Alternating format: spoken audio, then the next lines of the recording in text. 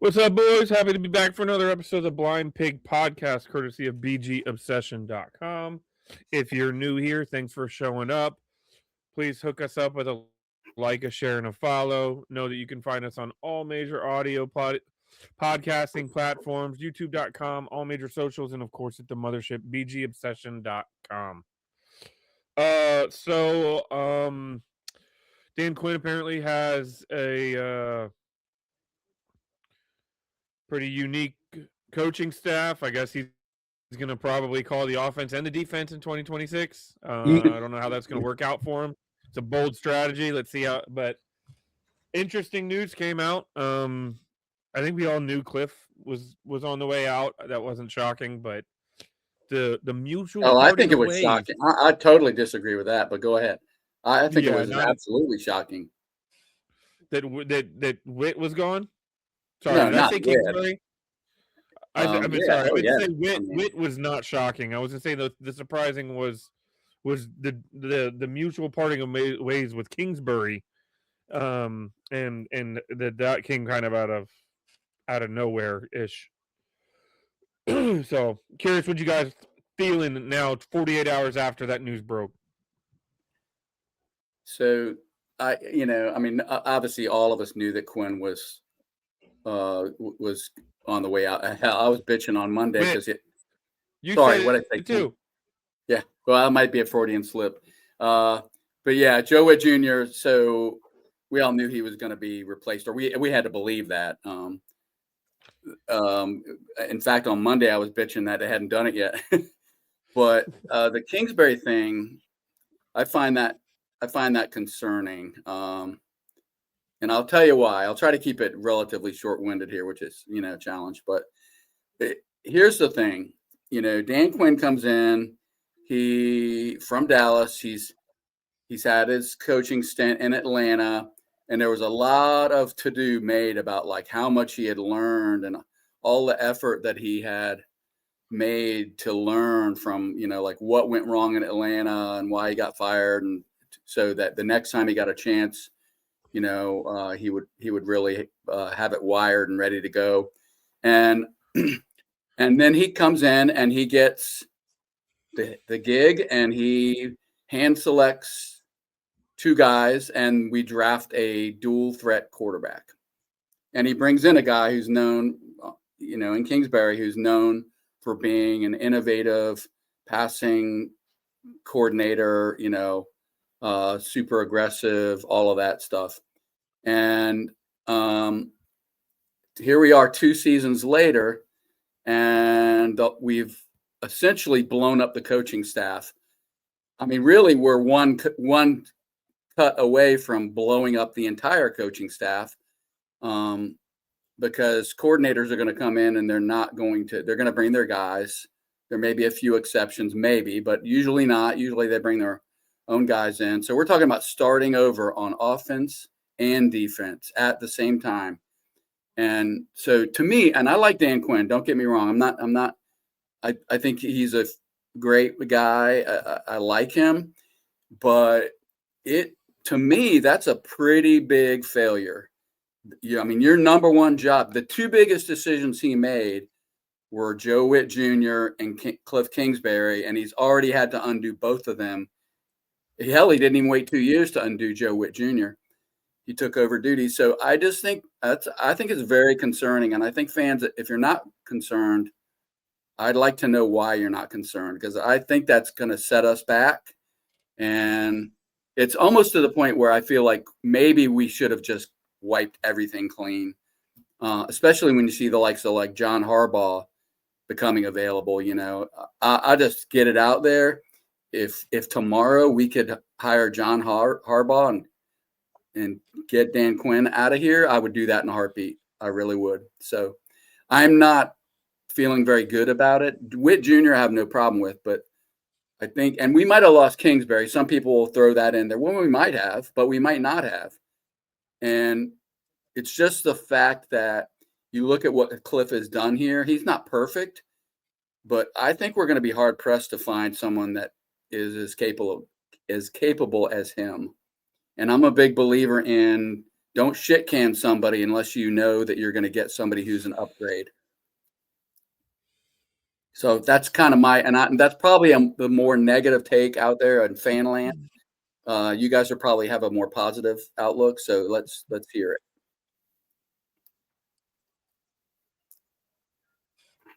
Go ahead, Bob. I don't know if I have a more positive take or not. I admit I was a little surprised. I heard rumblings over the last week, I guess, rumors that, things might not be all kosher in paradise, but I'll be honest, I didn't expect Kingsbury to go anywhere unless he got a head coaching offer that he simply couldn't refuse. I didn't expect he and Quinn to part company. However, having listened to some of the pundits and some of the guys that actually spent some time around, the park up there in terms of the media,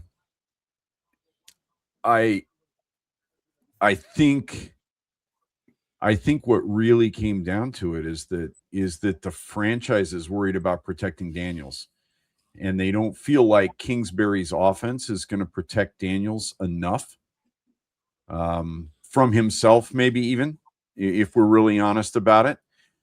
And Kingsbury probably didn't feel like he wanted to change the offense the way they wanted to change the offense, is my guess. I mean, everything we've heard is that this was a mutual parting of the ways. I think probably, and of course, this is just me extrapolating, but I'm guessing that they sat down in Quinn's office and Dan said, these are the problems we've got with what happened this year, and these are the things we want to have change. And Kingsbury probably said, hey, you know what? I don't think we need to change those things. I think that they'll work themselves out with a lack of injuries and, a little more time with with Jayden on the field. And I think in the end, they probably decided that the two thoughts about the future just didn't coexist together particularly well, and decided to, call it quits after 2 years and move on. I think I was surprised 2 years ago when we hired Kingsbury, to be completely honest with you. I was surprised and I was a little worried about it. I expected, after the hiring of Quinn, someone from the Shanahan coaching tree is really what I expected.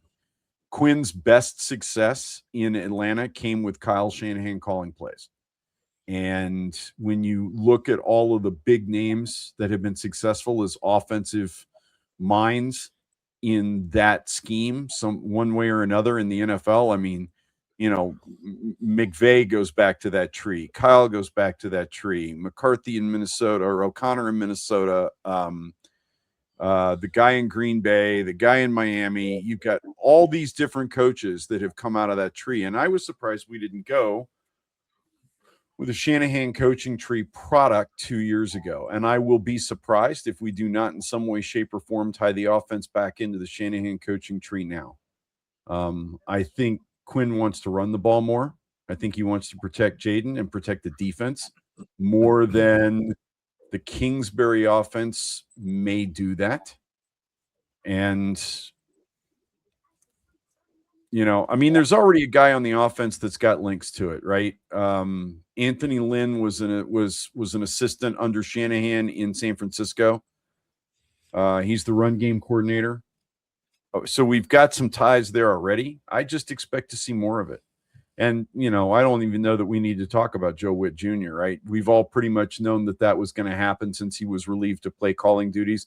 You don't keep your defensive coordinator. Well, you don't keep your coordinator. I mean, was it any surprise that Detroit let go of Moton? No, because Dan Campbell started calling the offensive plays, 4 weeks ago, right? I think the minute the head coach takes over play calling from the coordinator, everybody in the building knows the coordinator is on borrowed time and they're a Black Monday, Black Tuesday cut, right? So I don't even know that we need to talk about Whitt. I don't blame Quinn for bringing his guy. Sooner or later, the guy's got to. Here's the thing: you don't know if a guy can do the job until the guy gets the job. You just really don't know. I mean, I'm sure both of you in your professional lives, I know I have watched guys that were brilliant at a single contributor level or maybe a managerial level, get that bump up to manager, that bump up to director, and suddenly they've got more responsibility, and you think they're going to be great because of how well they did the previous job, and it just doesn't translate. It just doesn't translate. And I think Whitt is a brilliant defensive coach. I don't think he's a brilliant defensive coordinator. No, that's good points, Bob. So overall, yeah, just to touch on it, I agree. I don't think we need to touch much on Whitt. As far as Kingsbury goes, John, I'm not going to totally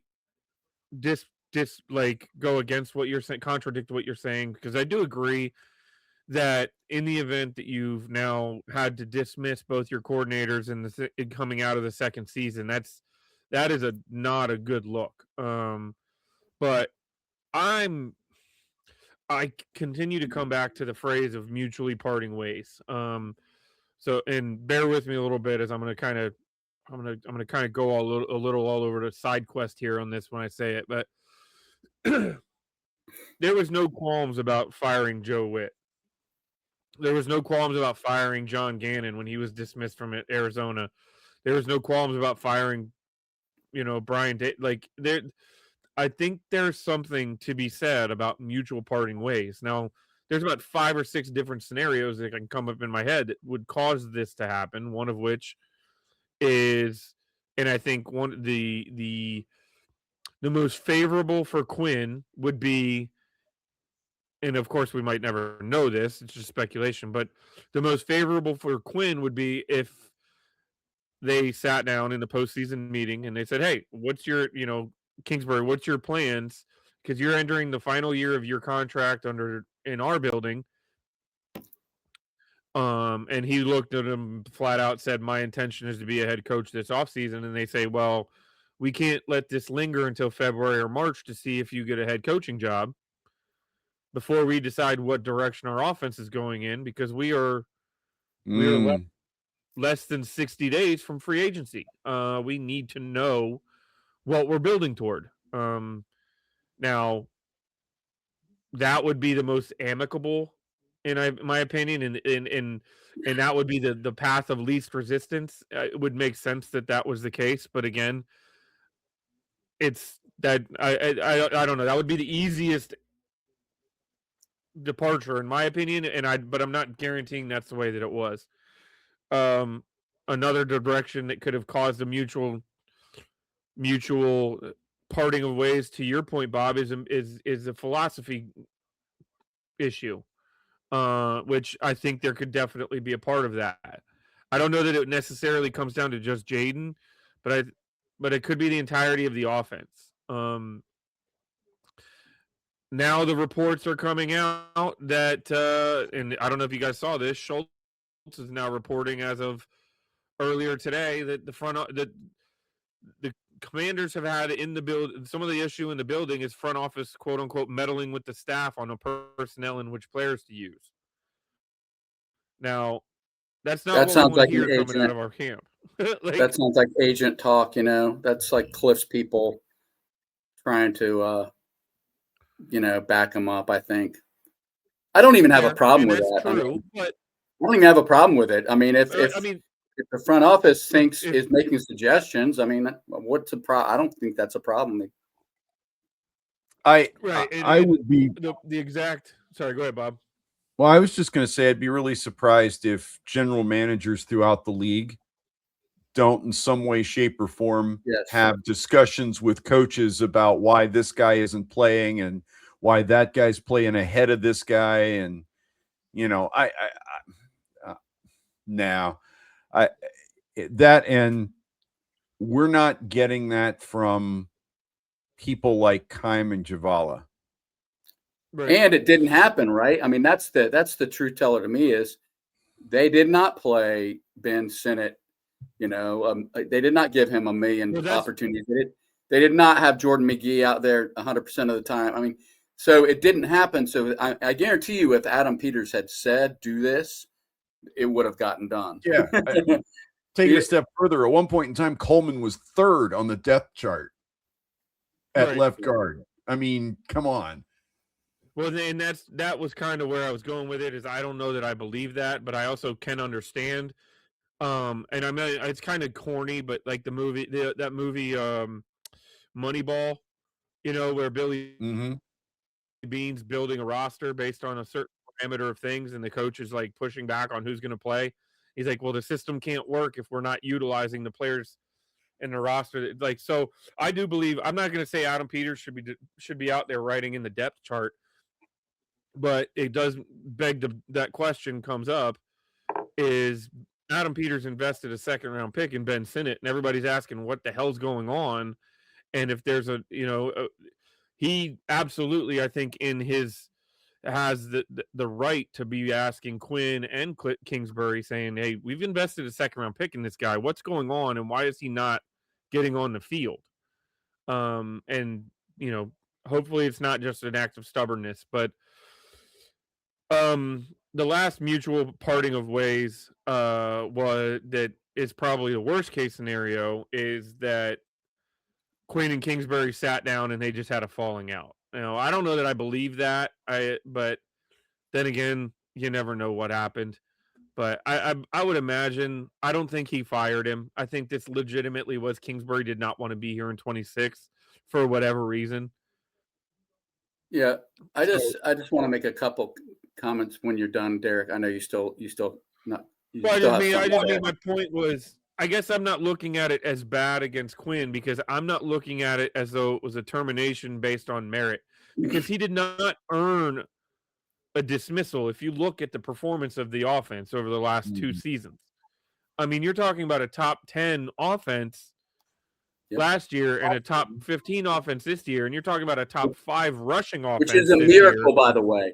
That should be heralded as a near miracle. Agreed. Right. So I can't imagine that this was somewhere where Quinn is like, no, this isn't our guy in 2026, because I don't think he's done anything to warrant that belief. If anything, I mean, these guys are still coaching for their jobs. If anything, you're going to be like, I might not agree with the guy, but shit, he knows how to call an offense clearly. So I just wonder if it was not that Quinn wanted to move on, and it was more about one of these other scenarios or possibilities that aren't going to ever be really talked about. Yeah, I guess I have two quick thoughts. One is good luck to us finding a offensive coordinator who isn't stubbornly believing in his own system. I mean, stubbornly believing in it, and who isn't arrogant. Because if you look at every really good offensive coordinator in NFL history, they all were stubborn believers in their system, and they all had a little bit of arrogance in them. And so I have no doubt that like Kingsbury was like, I know what I'm doing. And by the way, he has a lot of evidence that he knows what he's doing. If I'm Cliff Kingsbury, I'm like, I built a competent offense in 2025 out of popsicle sticks and fucking duct tape. I mean, that's what he did. So I can understand him not really wanting a lot of like helpful feedback from his boss, whether that's right or wrong. So that's just one thing. And I think whoever we replace him with, you're going to have that same issue where sometimes the offensive coordinator wants to say, hey, this is what I do. Let me do what I do. I don't think that's going to change. And then the last thing I'll say about it is, I think it's not like that decision happened in that room, the mutual parting. This has been brewing all season long, and I suspect. And so that's where I'm concerned, because you picked this guy. You knew you drafted a dual threat quarterback. He used him as a dual threat quarterback. It's not like he never ran the ball. We ran a lot. But, it's kind of like part of your job as a head coach is to manage the people that you brought in. And I'm not saying he could have salvaged it. And again, it may be moot point because he's probably going to get a head coaching gig anyway. So it might turn out to be a blessing in disguise, even though it looks dysfunctional right now, just because we get a head start on, finding a new OC. But anyway, I just feel like, and this is the last thing I have to say about the whole Quinn thing is, it's not that like shit happens, right? I mean, the NFL can be a chaotic kind of an environment, and we know that better than any fan base, maybe other than the Jets. They might know it a little better than us. But it's not. It doesn't mean that Dan Quinn's incompetent or even that he did anything wrong, but it is a failure. It may not be his failure entirely, but to come in and have a total restart of a franchise, hire two guys that you handpicked, and 2 seasons later they're both gone. We're starting over. I'm sorry, that's failure, man. That's not good. It's Adam Peters owns some of that as well. So I heard one of the guys on 980 this afternoon who was kind of really defending Quinn to a certain extent, and I apologize. I'm not sure who he was. I think he's a newer sports guy on 980, but he said, however, I'm defending Quinn. However, he better get these coordinator picks right, because if he doesn't knock it out of the park and upgrade both of those spots, I think he's dead man walking. And that's another concern I have, which is I think most people applying for a coordinator job or interviewing for it, they have to have questions about how long is Dan Quinn going to be in DC. I would think I would have that question. Like, is this a job where I'm going to get hired and then the coach is going to get fired a year or 2 years from now, and I'm going to be a victim of a new head coach wanting his own guys, So I think that's going to be something that we have to overcome as we interview people. I agree with that, John, but what I would say is I think that's it's part of the course. I think that's just the way of life in the NFL. I mean, I don't know what the average life expectancy of a coach is, but I mean, I can tell you the reason that the Harbaugh firing was such a big damn deal is because he's been there 18 years. Yeah, it's stupid. It's stupid. It's incredibly stupid. Well, you've got that too. But I mean, Harbaugh and Tomlin. Who else has been at their team double digits even in the NFL? Nobody. Right? Now we're down to just Tomlin. Andy Reid.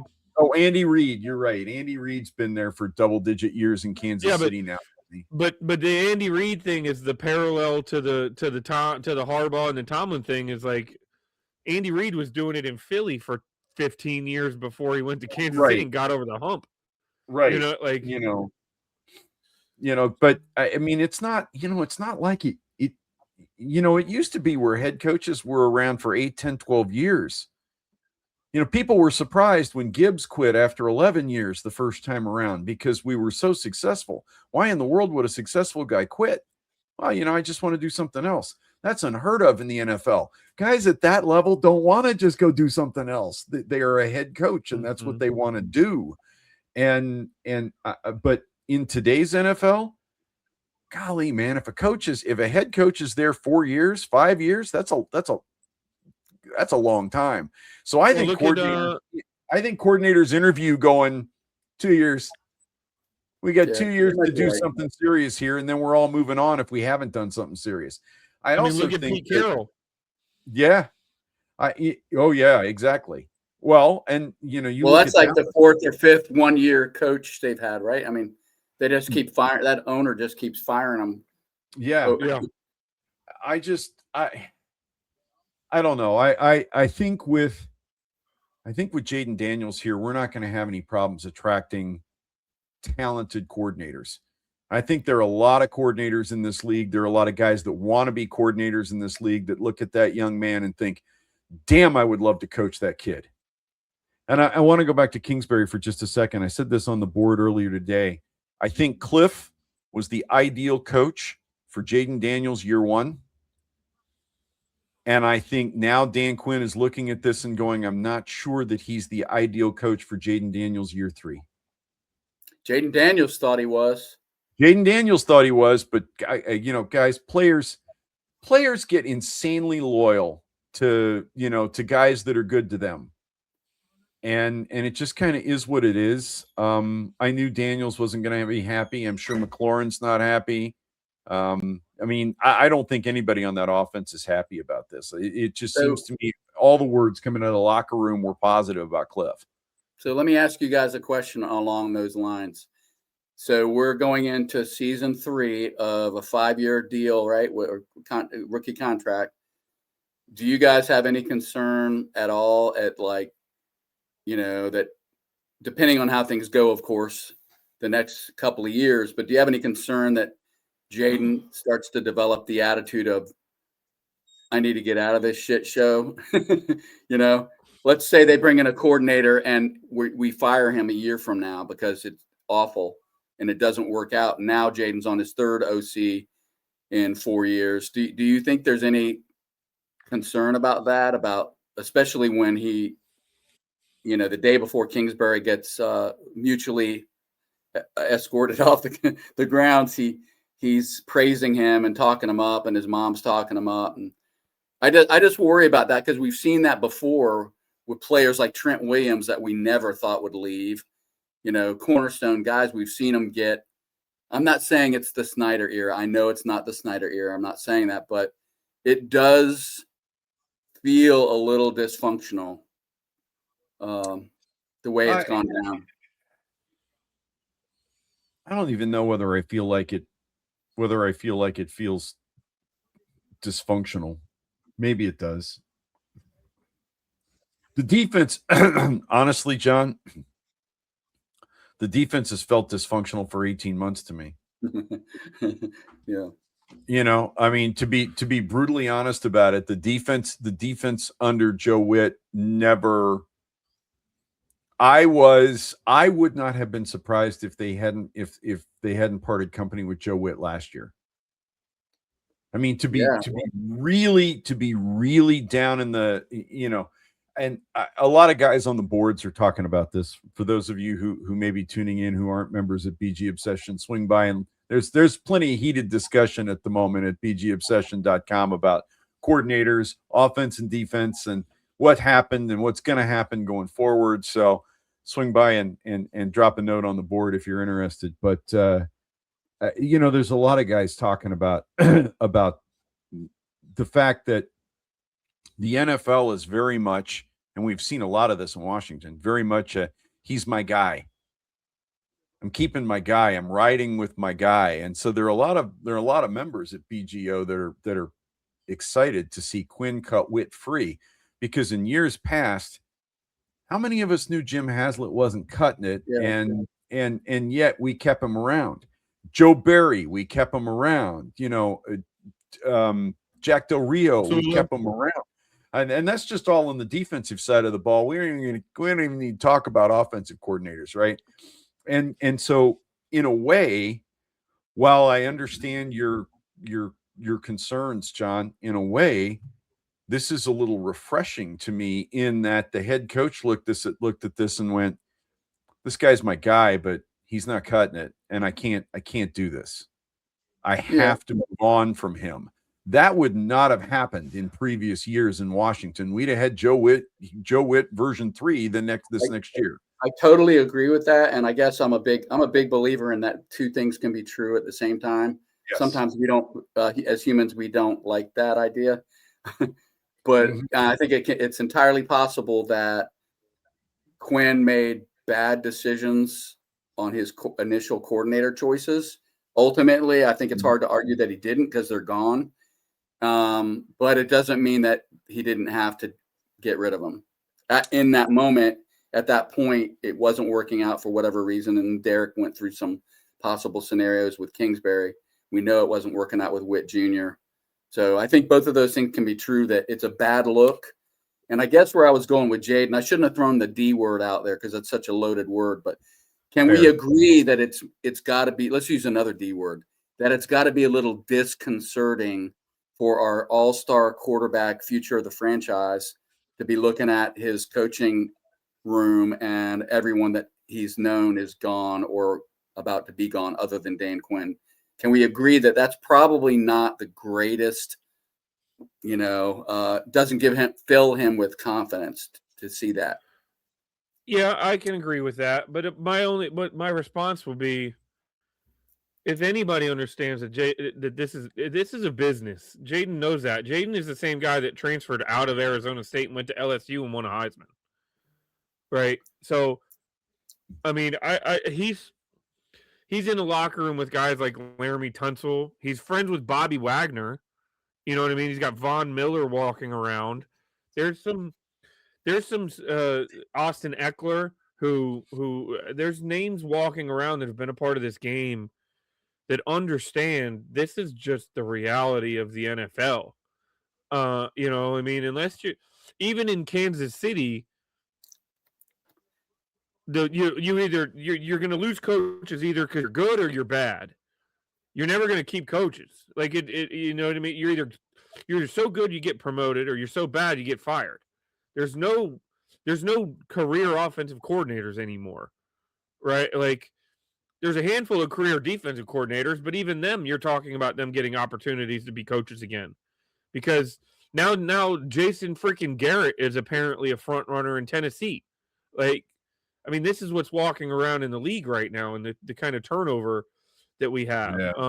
So I think Jaden looks at it. Is he bummed about it? Sure, maybe he is, but he's also probably looking at it like, hey, he's going to be a head coach. I got to come to work. My job is to be I here get that. But in 3 years, he's going to be faced with, do I sign do I sign this massive deal? In 1 year. No. In 1 year. You can negotiate after the third year. So they would be stupid not to start having these conversations after 2026. Well, he's going to be faced with the same situation that Kirk Cousins faced and Brandon Sheriff and those guys decided they didn't want to be here. I'm not saying that it's this. I get it's not the same organization. I'm just saying I think it doesn't inspire confidence, and that's the biggest problem with this whole how everything has gone down. I don't think you guys can argue that, so don't even try. It's not a good thing. We're not saying I'm not trying to argue that it inspires confidence. What I'm trying to say though is, to Bob's point, and to I guess the point I'm making is the lifespan of a coordinator is only 2 to 3 years anyway. So I don't know that he's looking at it like it's some failed. Yeah, he probably didn't even look at Kingsbury as being a long-term solution there anyways. But no, you're not wrong that now he's hitting the reset button. Now we're going into a new system. But chances are you're going to bring a coordinator in here that's going to want to work with him. So hopefully bring in a coordinator that can have a good relationship with him. And then you kind of pick off where you left off, because he's a grinder. He's a worker. I think he's going to be able to pick up whatever he needs. And hopefully the new coordinator sets him up to be successful.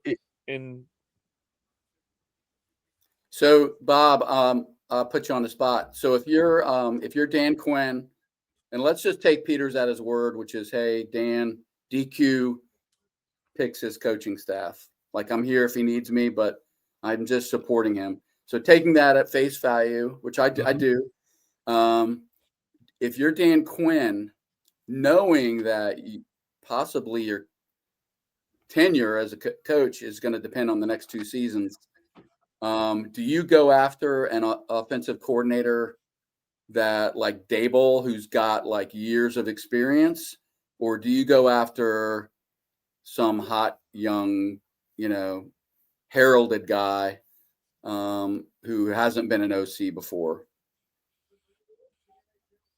Or does it depend on the individuals?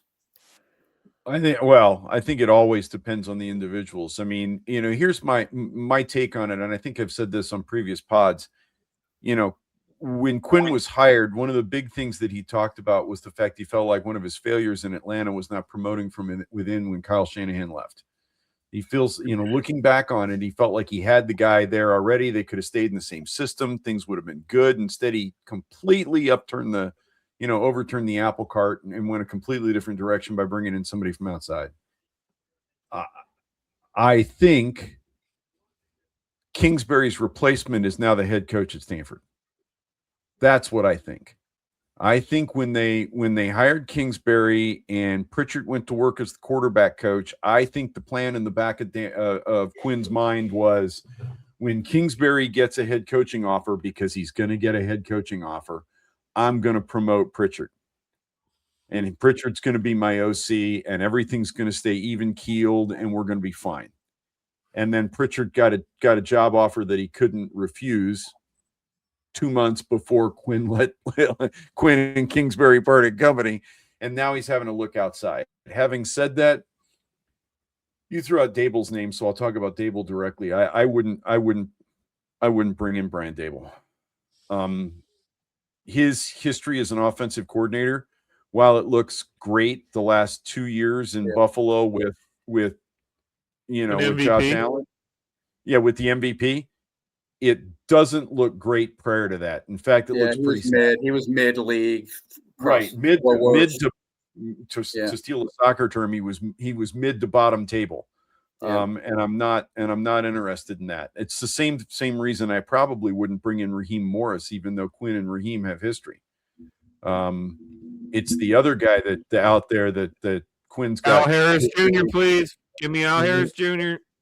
Maybe not. Ulrich is who I'm. Ulrich.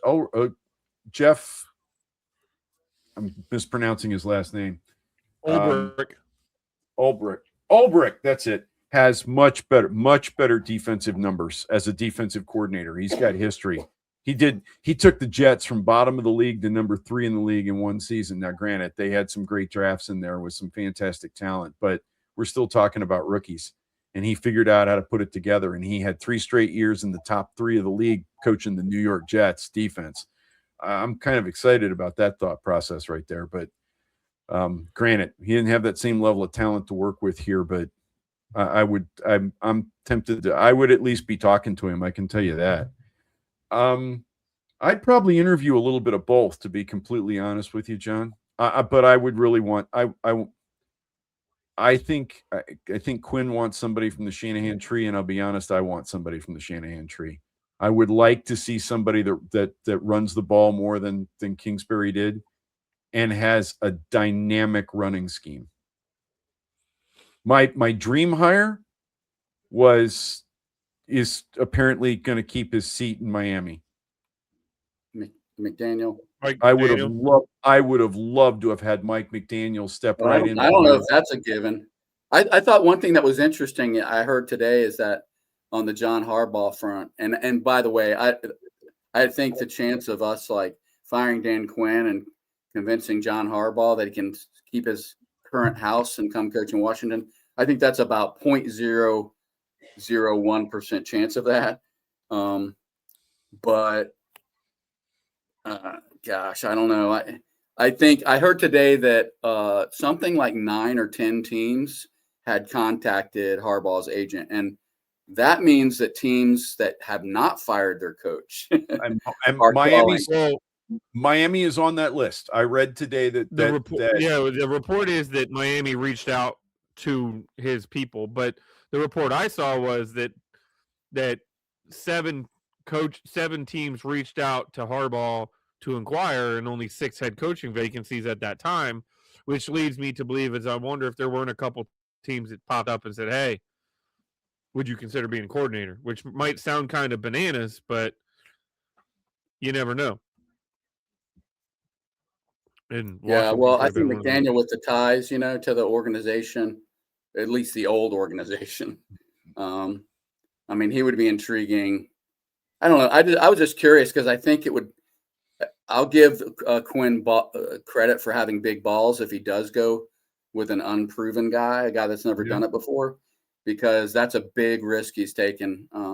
So I kind of have it in my head that we're going to bring in guys that have multiple successful years. I mean, successful being the key word, but that we're going to try to get you mean like an established coordinator, somebody who's kind of done it at a high level. Yes, because I just feel like he's really, I mean, if we have a terrible season next year, I think he could be gone. Quinn could be gone. I think it depends on the circumstances of the terrible season. If we have the same kind of terrible season next year that we had this year, where Jaden Daniels plays less than half the snaps, and we have record-breaking injuries, because that's really what we saw this last year.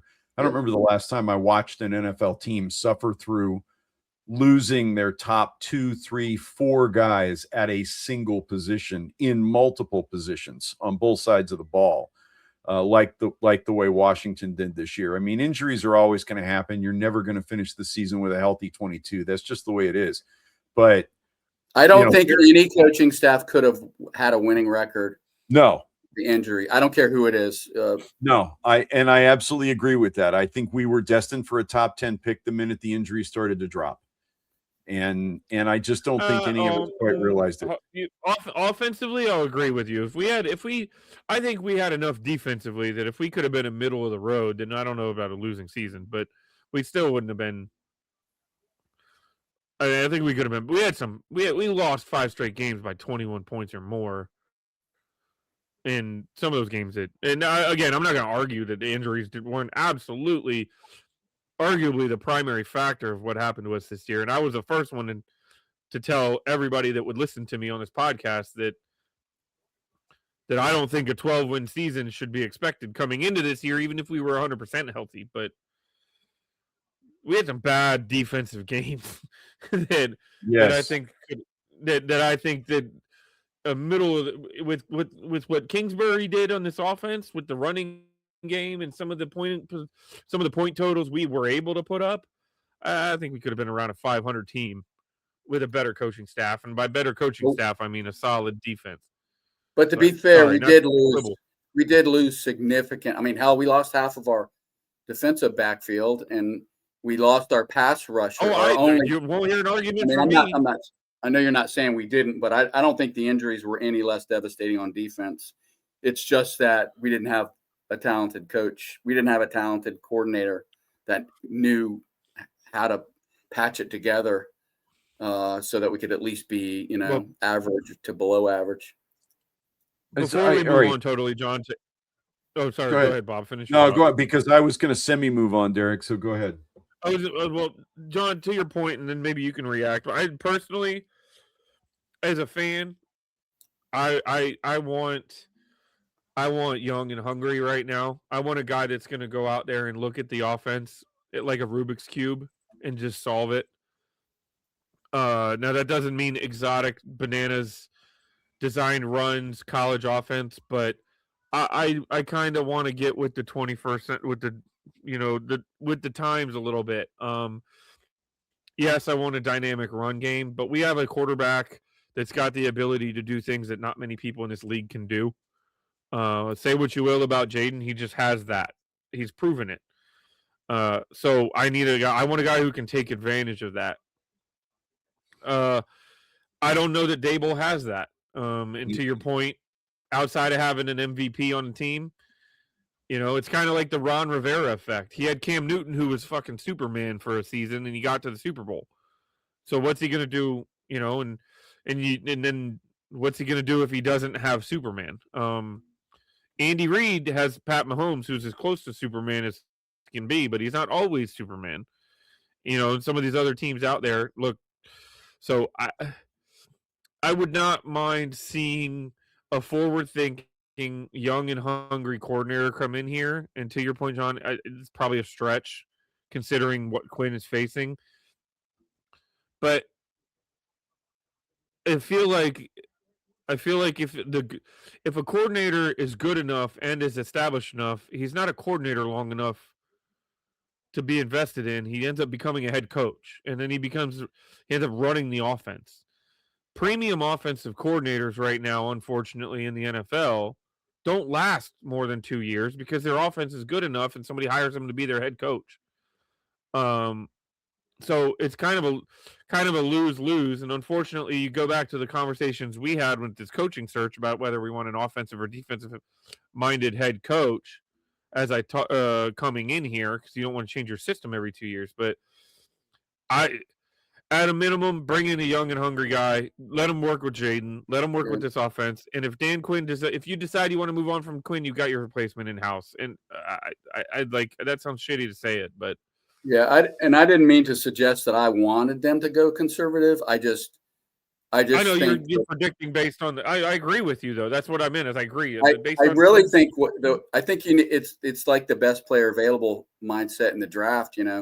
I think you have to look at everyone available and go after the guy who is the upgrade over who you just let go, or at least his equivalent. I don't think you can't let someone like Kingsbury go and not bring in somebody that's equally capable.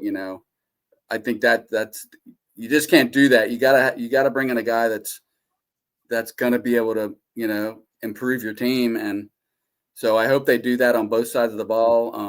And I know it sounds like I'm doom and glooming and way down on Dan Quinn. I'm just trying to say that it's not a good start. Despite 2024, I enjoyed that season as much as anyone did, but it's unfortunate that we're where we are right now. And I hope, for all of our sake, that I hope they knock it out of the park. One thing I think that has to have been happening, because they sat Joe Whitt Jr. like 2 months ago. They took duties away from him. So they had to be thinking, who the hell is our next defensive coordinator? And I don't believe that Monday was when they decided to let Kingsbury go. I think that's been brewing for a while, possibly even like by mid-season. There must have been something going on there. And so I would hope that they have a list and a plan of, these are the guys we want. This is who we're going after hardest. I would hope that we would have a jump on nearly the entire NFL in that way, because I think we've known for a while that this was coming. We didn't know, but I think Quinn and Peters knew. So I would hope that they're like all over it right now. That's what I hope. If you are a head coach in this league and you don't have a list of guys in the back of your binder for pretty much every position on your coaching staff that you'd like to talk to if something bizarre happened tomorrow, I think you're not doing your job. Just like if you're a general manager in this league and you don't have a list of guys in the back of your binder that you want to talk to tomorrow about being your next head coach, I don't think you're doing your job. I would be willing to bet you that Adam Peters has a list of guys he wants to talk to be the next head coach. And he's had it since the day after Dan Quinn said yes. I just believe that is the way guys live in this league. I think that's the way you have to live in this league, because stuff changes so fast. I had kind of a weird, I don't know, back into it kind of a question. Some of us were a little surprised by some of the exodus earlier this week. Have there been any surprises in terms of not exiting the team this week? Well, maybe you guys can help me out with this. And I did post this on the board. Why would we be firing position coaches? I don't care who they are. I mean, I get Johnson was a controversial pick anyway, but I don't, unless they have somebody like a handshake and a wink and a nod agreement already in place with somebody, and they're talking to them, like, I don't want that guy, I want this guy. Why on earth would you even bother firing position coaches? I just think that's really bizarre. Or he made it clear he was going to follow Cliff. I mean, I guess I just think it's a long stretch. So he floated that on the board. I kind of agree. That's a hell of a, and it's a hell of a thing, but there are other things that happen too. I mean, maybe this guy just wasn't a really good fit with the whole of the coaching staff. Maybe he's the one sore thumb, right, in the room. And I can tell you from experience, it only takes one rotten guy on a team to turn an entire environment lousy. So maybe and then that's not to disparage him. I have absolutely no clue. I am simply throwing out a, well, I just thought it was odd because of all the units on the team, the one, right. What's the one that's been universally praised? Yeah, exactly. There's only one. That's kind of what I was getting at with the surprise, because I'll tell you, there was one position coach I expected to get his walking papers at the end of the season, and so far he has not. And that's Defensive back. Donatel. It's Donatel, yeah. Because I don't feel like our defensive backfield, I don't feel like on an individual level those players have improved in 2 years. I don't feel like the communications improved in 2 years. Oh, it's not only have they not improved, they've actively regressed. It's bad. Right. Exactly. And so I'm kind of looking at that unit and I'm going, all right, well, why are we keeping Donatel? I was more surprised by the fact that Donatel still has keys to the building than the fact that we let go of Johnson, which was something of a surprise to me, to be completely honest. If we still had a guy whose last name starts with an S in the ownership box, I would have said, well, he probably called him Dan in the hallway. That's what got him shit canned. I don't know. But anyway, I guess it doesn't matter in the long run because they're probably all of them, most likely, all of our position coaches are going to be gone. Maybe there'll be an exception to that, but that's usually how it goes. I don't know whether they'll all be gone or not. I mean, there's some heavy hitters in our position coaches. I think our tight end coach is actually a dark horse to get the OC job. You really want to know the truth. Yeah, if we just had some tight ends, he'd really be good. I hear nothing but great things about that guy. And I think he's and people are like, why would you make a tight end coach the OC? Well, what was Todd McVay before he was offensive coordinator? Tight ends coach. Think about it for a minute. And he went straight from tight ends coach to OC to head coach, and all he's done is win a Super Bowl. So, I think we also have some big names and coordinators. You got Ken Norton Jr. Internally, we got Ryan Kerrigan. You got Daryl Tapp. You got on the offensive side of the ball, Anthony Lynn. You've still got the Cap Johnson from Philadelphia. There's still a lot of. And both Lynn and Johnson have been coordinators before. Right. Norton's been a coordinator before, although I went and looked his numbers up. Seattle went down every single year. I really hope we don't. I know what you said about Quinn and Atlanta, coming out of Atlanta, and the lessons learned from that. But I really hope we don't go internal promotion, because I just think it. There's one I don't know. I just don't feel like we have any super future stars in our coaching ranks that are going to be. There's one internal promotion that I could get on board with. I think it's a little early, but if you announced it tomorrow, I'd say, all right, let's see what happens. Is David Blau. Yep. Well, yeah, but he's going to get snatched up before we ever get to it. He's already being interviewed. Not if you make him an offensive coordinator. Huh? Yeah, he's being interviewed for offensive coordinator. I can't remember what team. The Lions requested an interview opportunity. So what I'm saying is, in 3 or 4 days, if it comes out that they're going to move forward with him as our OC, we matched and he's whatever. Because now he's got a relationship with Jaden. And if I'm not mistaken, he was with, oh my gosh, is he's not a third degree of separation from the Shanahan tree, I don't think, but he's got experience. Yeah. But internally, I wouldn't mind him. But if you were to just tell me that Anthony Lynn's going to be our offensive coordinator, yeah, that would be a big time letdown. I would not be a big fan of that.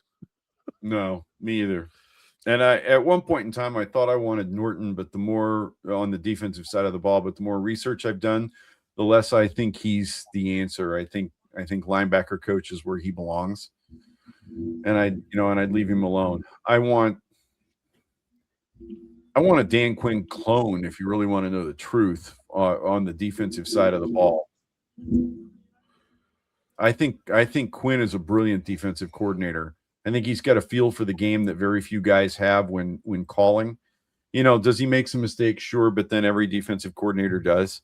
I think with a couple more horses, though, this defense could be pretty scary with a guy of Quinn's ilk calling the plays. The problem is I don't think he wants to do that. I think he firmly believes that he's much better off being a head coach and only a head coach. which is probably why it took him as long as it did to pull the trigger on taking over play calling. So, well, it's not going to be a boring offseason, boys. Definitely not. No. And one thing I will say, I'm just going to put a little pitch in for BGO. If you want to know, like, I don't think any of the three of us are necessarily like getting down in the weeds in the, you know, like every possible OC and DC candidate analyzed, you know, in a thread. That's not necessarily any of our thing. But we have guys on our board that are dissecting it at like a detailed level. If you want to know like who's out there, who are the hot candidates, what is their history, what are their tendencies, how do they match with what we're trying to do as a team, it's all on BG Obsession. And I mean, more than you can even read. I can't even keep up with it.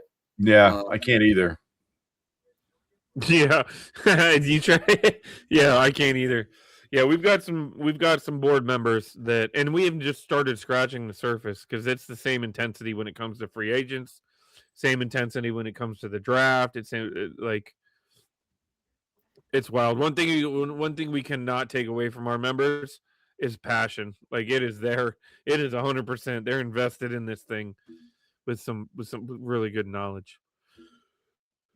Well, boys, we are approaching another crossroads in our beloved franchise. Oh, and by the way, can I just take a minute and sit here and ask anybody, please don't compare Dan Quinn to Ron Rivera anymore, because like that's just not a thing. Like until he has the history that Rivera had and becomes the pseudo GM and has some of the worst drafts you've ever seen in your life. Let's not have that conversation. But John, before we sign off, I saw you scrolling the wild card weekend lineup. Is there anything specific you guys are going to be watching for this weekend? Anything you're excited about? Or are you even going to watch professional football this weekend, or just stick to college? I will watch all of it. I will watch all of it. I don't know. Let's think about that. I think the Panthers might win. I mean, I think the Panthers could make some noise. Believe it or not, that's kind of they're one of the biggest surprises to me of the season. Gosh, you kind of have to be intrigued by the Jaguars, although I hate to wish that on Bills fans. I mean, what's that saying? Like, you know, never a bride, always a bridesmaid, you know, whatever. That's kind of how I think Buffalo fans feel. But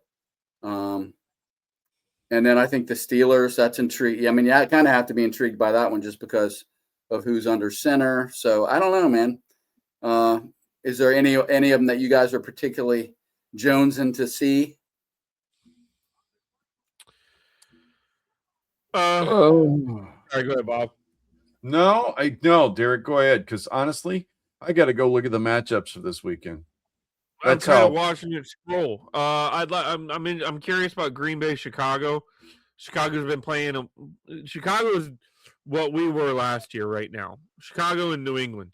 So now we're really going to see if these guys are going to be, if they're the real deal, or if they benefited from a favorable schedule. So I mean, New England's matchup against the Chargers is not what Chicago's matchup is against the Packers. That looks like it could be nasty, and they're calling for snow, so it could be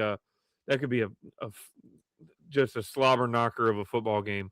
Well, and that's going to be the third time those two teams have met in like 5 weeks. Right. Do the Eagles go down? Do the Eagles go down in the wild card? I think there's a chance. They definitely have bad karma, right? After sitting all their guys and then losing the chance for a higher seed. Well, not only that, let's be honest, Philly has not been playing at a level entering this postseason like they have in years past. Like, no, the NFC this is the first year that Rosenhaus hasn't reloaded when he lost as much talent. I don't think so. I'm with Derek. I think Philly's got some bad mojo at the moment. Well, and that not only that, Philly benefited from a surprisingly weak NFC East. Coming into this season, people were talking about the NFC East being a juggernaut, and it was not. And Philly No. didn't exactly come out of it, you know what I mean, walking on water. I also have to say, I just love the fact that New England, or that we have new teams that actually have first round buys, right? Like, it's kind of crazy to think about who's on but Seattle is in a first round buy. Like, that's nuts, you know, to think about. So, and I just got to say, Sean Payton, man, that guy is a demigod. I mean, what he has done. Wins. I mean, I know some people, he rubs people the wrong way. I don't know why my ticker keeps. I keep turning it on. Stop turning it off. Okay. That would explain it. But I just think Sean Payton is amazing, man. And I remember pining for Sean Payton to come to DC, but it was not to be. Yeah, well, I mean, he's one of those. He's definitely shown up and turned a franchise around very quickly. And Bo Nix is. People have talked about how good he is not anywhere near the level of the other three quarterbacks that were recruited in that class. No, Peyton is doing a Gibbsian type thing in Denver at the moment, to be completely honest, because Nix is never going to be well. I say never. He's ripping, man. I mean, kind of like Mark. He's kind of a Mark. Yeah, that's what I mean. He's he's not a Hall of Fame quarterback. He's very much Joe Theismann, Doug Williams, Mark Rippon. And they are making hay with that kid under center. So, you know, Peyton is doing a great job up there. There's no question. Well, it's the first time in like 30 years or something crazy that you don't have Patrick Mahomes, Tom Brady, or a Manning brother playing in the playoffs. Yeah, this has kind of been a year of, I don't want to say changing of the guard, because we don't know. Right. We don't know how, whether any of these teams will continue being perennial playoff teams or whatever. But it's kind of incredible to look at. I mean, Jacksonville, the Panthers, teams that haven't sniffed the playoffs in a long time, and so that kind of makes it exciting. Yep. Yeah, and they're viable. They're not just squeaking in either. Jacksonville won 12, right? Am I remembering that correctly? Yep. Carolina backdoored their way in. They had to win in week 18 and have some help, and they got the help. But I mean, I hate to say it, Chicago looks strong. It's going to be a crazy. It will be an interesting postseason, and it'll be one that we actually see some change a little bit. So that's cool. Well, fellas, we're up against an hour here, so I guess we can call this a night. I'm sure we're gonna have a lot to talk about. We'll probably be moving these things to every Wednesday again, back to our off-season schedule, setting our lineups and our schedules out for some of our off-season podcasts that we all kind of look forward to: free agency, the draft prep, a lot of that kind of stuff. So if you've made it this far, we appreciate you hanging around. Hook us up with a like, a share, and a follow. Subscribe to the YouTube. Find us on all major audio platforms, all major socials at bgobsession.com. And, of course, boys, the pigs are